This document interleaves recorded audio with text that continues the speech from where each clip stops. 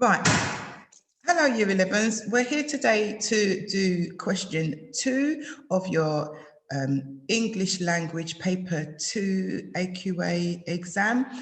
You would have previously done question 1, which is worth 4 marks, and you would have most likely looked at one source of the paper. Question 2, however, on paper 2 is worth 8 marks. And for this, you need to write a summary, but you need to be looking at the two sources, source A and source B. So the two texts that you've got for this particular language paper. You are going to have 12 minutes in the exam to be able to write this question. So it's important that you are speedy but accurate. Okay, let's have a look. What is it to actually write a summary? As I've said, you've got two sources, source A and source B. And what you need to do is to use both of them to find the information that you need in order to write a summary. So what is a summary? A summary, it's like a short synopsis of information from both texts. What we're going to do today is look at what particular information we need in a summary. As I said, it's a short synopsis. It's a short gathering of information from the text. It is not an analysis. That means you don't have to go into great detail. All you have to do is to find the basic information. So we don't want to make the question complicated. And as I said before, it's from both sources, source A and source B. So you've got to make sure that you're finding the right type of information from both of the texts. So, as I said, a summary. To do an effective summary, the easiest way is to ask yourselves the right questions. So the key questions are, what is the text about, or who is it about? What happened in the text, or what did the people do, or the characters do? Why or how did they do it? And where, sometimes, and when does the action take place? Again, all these questions only are relevant dependent on the information that is in the text. So you need to use the words from the text in order to support your answer. So the key thing is to actually focus on what the question is asking you. Then you'll know the right information to find from both of the text. So use the words from the text quotations to support your summary. Okay, so on this slide, you've got the two extracts that we're going to use today, the memoirs of Frank McCourt and the biography of Charles Dickens. So pause the video now and read the texts. The focus that you need to maintain is looking for quotations that describe what you learn about their impoverished childhood. So what you need to do is to focus on the key key point of the question. Impoverishment. What does it mean for somebody to be impoverished? So if you look at the word, you could tell you, it says poor. It says, looking at impoverished, it means how poor were they? And especially during their childhood, during their young years. So pause the video now, read the extracts, the sources, and then use your highlighting pen and find words and phrases that tell you how poor, how impoverished the people were in their childhood when they were young, what was happening to them. So pause the video now. Now, once you've read that and you've used your highlighting pen to look at what or how they were poor, look at the ones that we have picked out for you here. So one thing that you learn from source A is that she was embarrassed to be impoverished. And there's the quotation, she preferred bombs anytime to the shame of begging, from this one to that one. So the way to gain more marks in this question now is to say, what does it imply? What does it suggest? It implies that the lady here would prefer anything else to the perception of being poor. She doesn't want anyone else to know that she is poor. It makes her feel bad that she is poor and that she has to beg.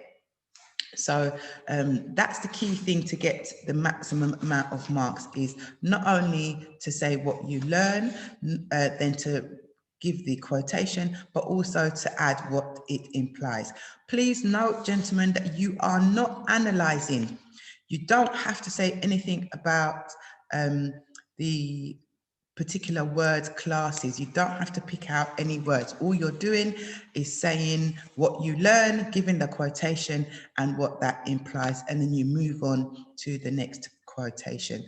So make sure you do that now for source B.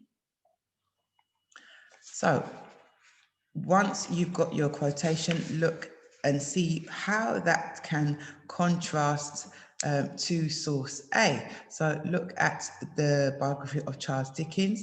You've got a quotation that we've picked out here: sent out to the pawnbroker with items of furniture. So what does it imply?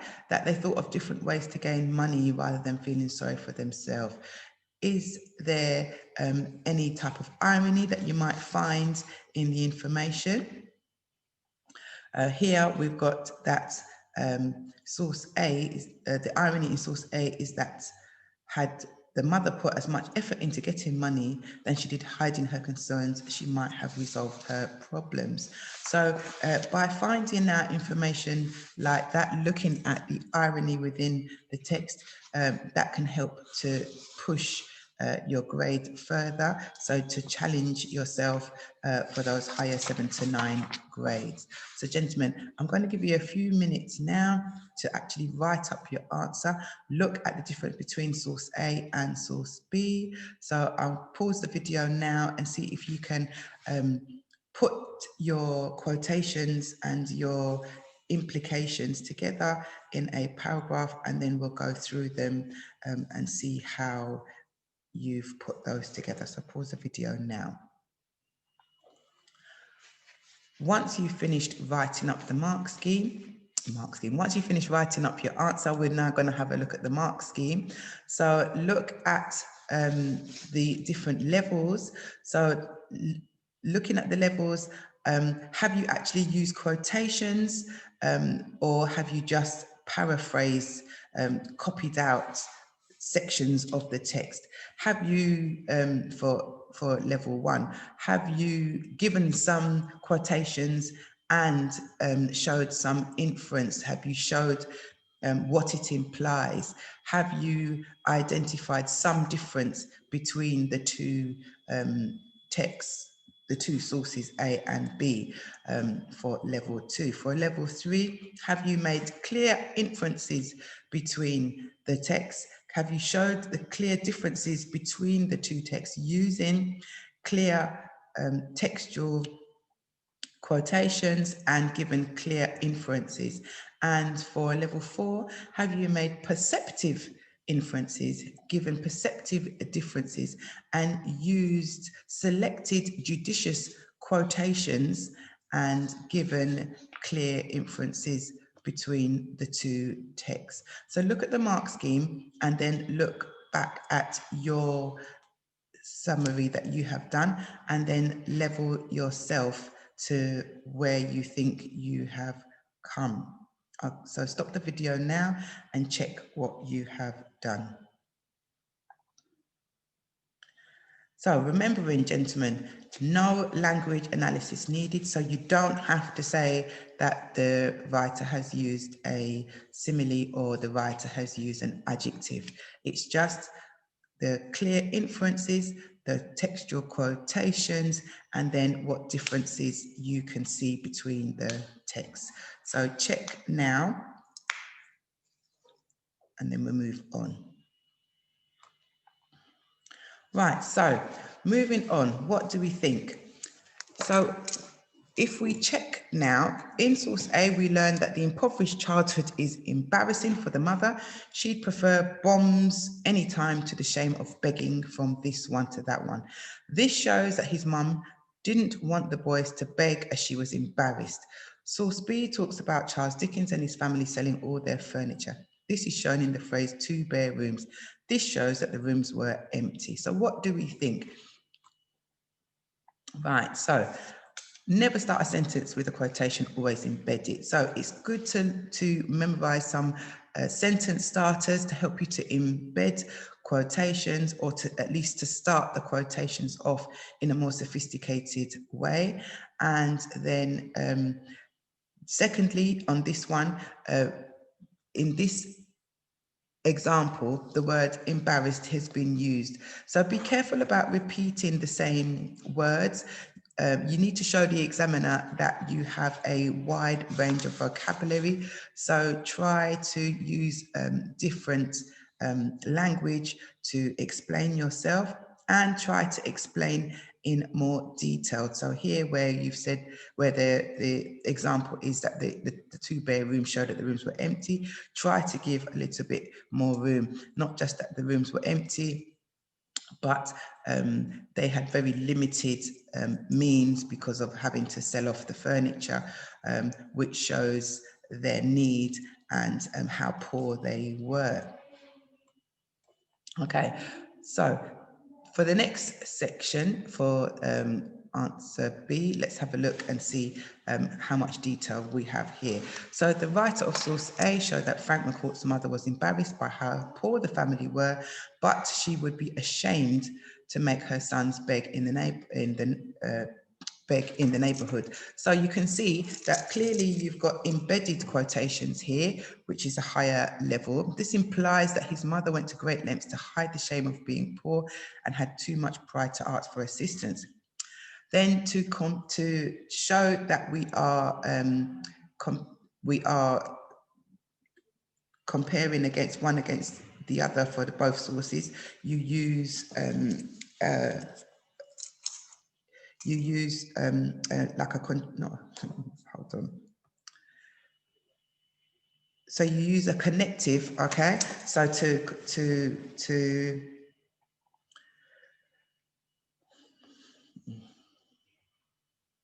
okay. So we've got a connective here that we use to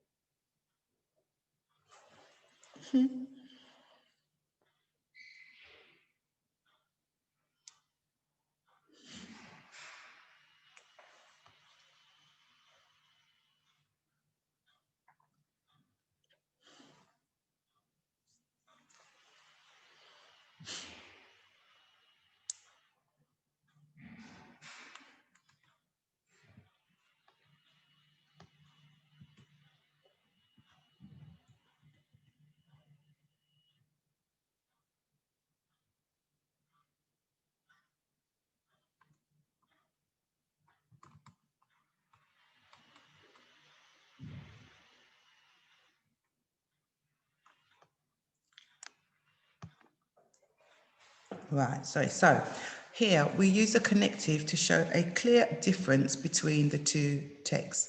So you've got on the other hand, that is being used here, but you can use a range of connective to show the difference between the two texts. So in source B, the poverty Charles Dickens experienced as a child was more overt, as he was sent out to a pawnbroker with items of furniture. This shows that the Dickens family were much more proactive in dealing with their poverty to raise funds.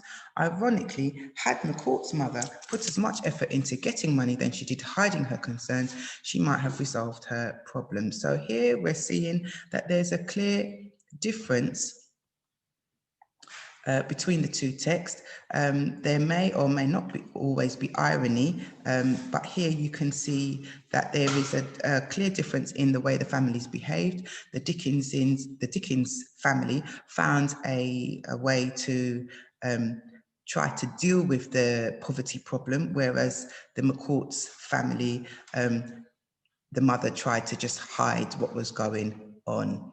So now, writing up your summary, you have 12 minutes to write your summary up. Again, think about the quotations that you're choosing. Do not talk about the different types of verbs or adjectives or the words. We're not analysing, we're not looking at structure or how it builds tension. We don't want to use those kinds of words. You don't want to talk about words and phrases. All you're doing is looking at the different sources and what you learn about it. So use the sentence starters that we have here. So looking at this implies, think about the connectives that you use so that you can see what happens in one source as opposed to what happens in the other source, and see if you can find any ironic ideas within them. So you've got 12 minutes now, so you can begin. So stop the video and write up your summary. Lovely. Lastly, once you've completed your summary, you now need to look and see whether or not you have met the success criteria. Have you written down what has been learnt? Have you included clear and relevant quotations? Have you included what it implies without actually analysing, so not writing about any word classes or words and phrases? And have you compared the ideas of one text against the other? So have a look and self-assess now. Give yourself a what went well and then an even better if. So check, gentlemen, that you've not used quotations that are too long, that you've only used about 5 or 6 words, that you've tried to embed those quotes. Make sure that you've also used quotations using quotation marks. And again, that you've not analysed, all you've done is looked at what it implies. Remember, this question is only an 8-mark question, so it's not to be too detailed with regards to analysis. You are just looking at what you've learned, the quotation, what it implies, and how you compared that against the 2 sources. So self-assess now, and then just judge your answer, and then hopefully you would have a better understanding of how to answer question 2. I hope that has been helpful. In class, you'll be doing the timed question with your teacher. If you can upload your answers on Show My Homework for your teachers to see, that would be very helpful. Thank you very much, gentlemen. Take care now. Bye-bye.